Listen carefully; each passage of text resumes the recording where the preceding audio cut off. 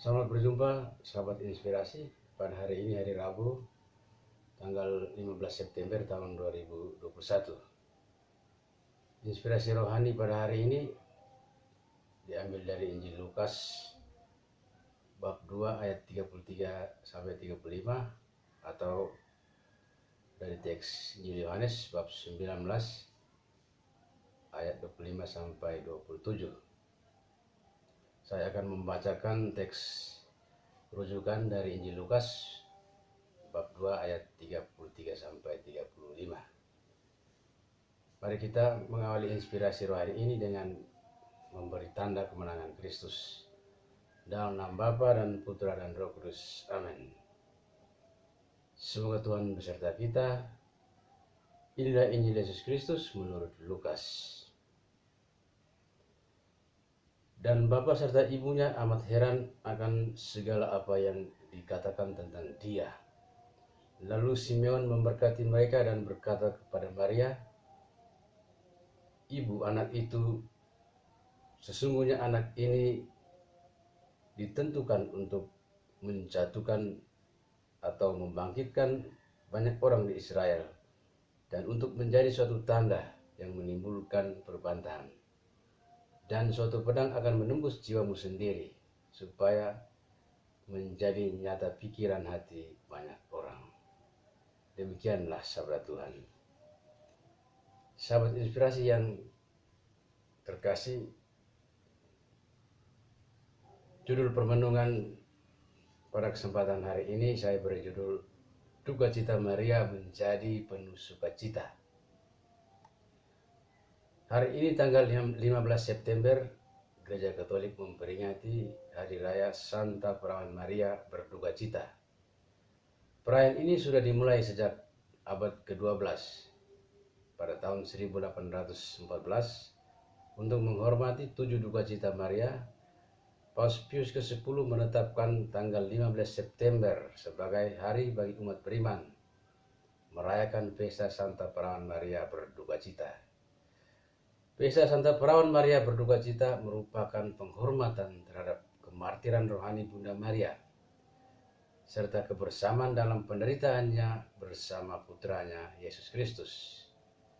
Maria menjadi co-redemptrix atau penebus penyerta karena berperan penting dalam membantu secara keselamatan bersama Yesus. Peran Maria sebagai penebus penyerta tentu tidak menggantikan peran Yesus sebagai sang penebus utama. Maria hadir sebagai mitra Allah untuk turut mengalami penderitaan yang dialami Yesus. Maria yang berduka cita sungguh menggambarkan dirinya sebagai seorang murid yang setia dan penuh keteladanan. Seorang murid yang tidak saja taat tetapi secara total memasrahkan dirinya dalam penderitaan untuk mensukseskan warta keselamatan yang dibawa oleh Yesus. Simeon melukiskan duka cita Maria dengan kata-kata, "Sesungguhnya anak ini ditentukan untuk menjatuhkan atau membangkitkan banyak orang di Israel dan untuk menjadi suatu tanda yang menimbulkan perbantahan. Dan suatu pedang akan menembus jiwamu sendiri supaya menjadi nyata pikiran hati banyak orang." Maria tentu saja bingung dan tidak mengerti apa maksud dari perkataan Simeon. Namun dalam ketidakpahamannya, Maria tetap bersikap setia dan taat pada segala rencana Allah. "Sesungguhnya aku ini adalah hamba Tuhan, jadilah padaku menurut perkataanmu itu." Sejalan dengan tradisi gereja, ada 7 duka cita yang telah dialami Maria. Pertama, pengungsian keluarga kudus ke Mesir.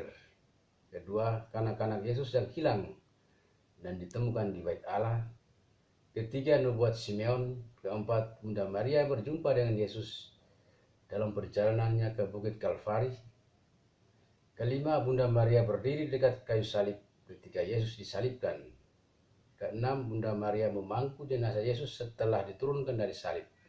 Dan ketujuh, Yesus dimakamkan. 7 duka cita Maria ini menegaskan ramalan Simeon tentang sebuah pedang yang menembus jiwa Maria. Sahabat inspirasi yang terkasih, Tujuh duka cita Bunda Maria erat terkait dengan Paskah Yesus Kristus sendiri. Semua duka cita Bunda Maria dilakukan karena ketaatannya kepada kehendak Tuhan. Bunda Maria menggambarkan dirinya sebagai abdi Tuhan, seorang abdi yang memberikan dirinya secara total kepada Allah dengan menyertai Yesus Putra Allah. Bunda Maria senantiasa hadir sepanjang hidup Yesus. Sejak pertama kali menerima kabar sukacita hingga hari raya Pentakosta, Bunda Maria selalu hadir. Hingga saat ini, gereja sungguh merasakan kehadiran Bunda Maria. Kita semua selalu berdoa, Santa Maria Bunda Allah, doakanlah kami yang berdosa ini sekarang dan pada waktu kami mati. Ketidaktaatan manusia kepada kehendak Allah ditebus melalui ketaatan Maria kepada rencana Allah. Karena itu, para Bapak Gereja menyebut Maria sebagai Hawa baru. Santo Hieronymus mengatakan, Per Eva mors per Maria vita. Maut datang melalui Hawa, tetapi kehidupan datang melalui Maria. Keterlibatan Bunda Maria di dalam gereja merupakan perintah dari Yesus putranya. Penginjil Yohanes melaporkan bahwa ketika Yesus sedang bergantung di salib, berdirilah ibu Yesus, saudara ibu Yesus, Maria istri Kleopas dan Maria Magdalena. Pada saat menderita seperti ini, Yesus memandang ibunya dan menyerahkan muridnya yang dikasihinya. Ia berkata, "Ibu, inilah anakmu." Ia juga berkata kepada murid yang dikasihinya, "Inilah ibumu." Dan dikatakan bahwa sejak saat itu murid yang dikasih Yesus menerima Maria di rumahnya. Kisah ini sangat indah. Tuhan Yesus dalam suasana penderitaan sekalipun masih mempunyai kesempatan untuk menyerahkan gerejanya kepada Maria ibunya. Maria menerimanya dan menyertainya selama-lamanya. Dan gereja menerima Maria sebagai ibu selama-lamanya. Maria hadir dan mendoakannya supaya selalu dekat dengan putranya. Bunda Maria berduka cita, tetapi duka citanya menjadi sukacita di dalam gereja. Gereja tetap hidup karena Maria hadir sebagai ibu. Ibu yang menderita supaya gereja bertahan dalam penderitaannya. Konsili Vatikan II dalam konstitusi dogmatis gereja menulis, ia sesuai dengan rencana Allah berdiri di dekatnya. Disitulah ia menanggung penderitaan yang dahsyat bersama dengan putranya yang tunggal.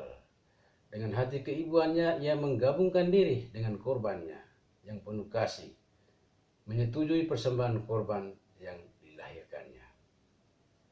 Sahabat inspirasi yang terkasih, semangat ketaatan dan kepasaran Bunda Maria kepada kehendak Allah menginspirasi dan menjadi sumber keteladanan bagi kita umat beriman. Dalam setiap situasi, di mana dan kapan saja, hendaknya ketaatan kita kepada Allah tidak pernah luntur, terutama dalam menghadapi setiap pengalaman penderitaan yang menguji iman kepadanya. Kita sebenarnya tidak mengharapkan adanya tantangan yang membawa keterpurukan dan penderitaan. Namun tentu kita tidak akan pernah menolak apabila tantangan dan penderitaan itu datang menghampiri hidup kita. Sebenarnya tantangan dan penderitaan itu juga memiliki peran penting untuk semakin mengembangkan kepribadian dan mendewasakan hidup iman kita. Kita menjadi lebih kuat, lebih sabar, dan matang. Di atas semua itu, kita semakin menyadari peran Tuhan dalam setiap pengalaman penderitaan.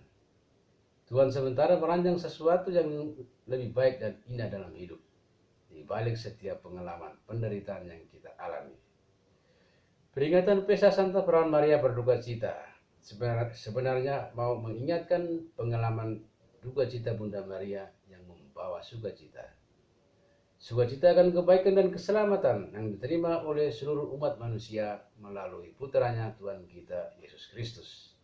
Oleh karena itu, marilah kita sungguh-sungguh memaknai setiap pengalaman kehidupan dalam terang iman, agar kita dapat menjadi seorang murid yang setia dan dapat membawa keteladanan bagi setiap orang yang ada di sekitar kita.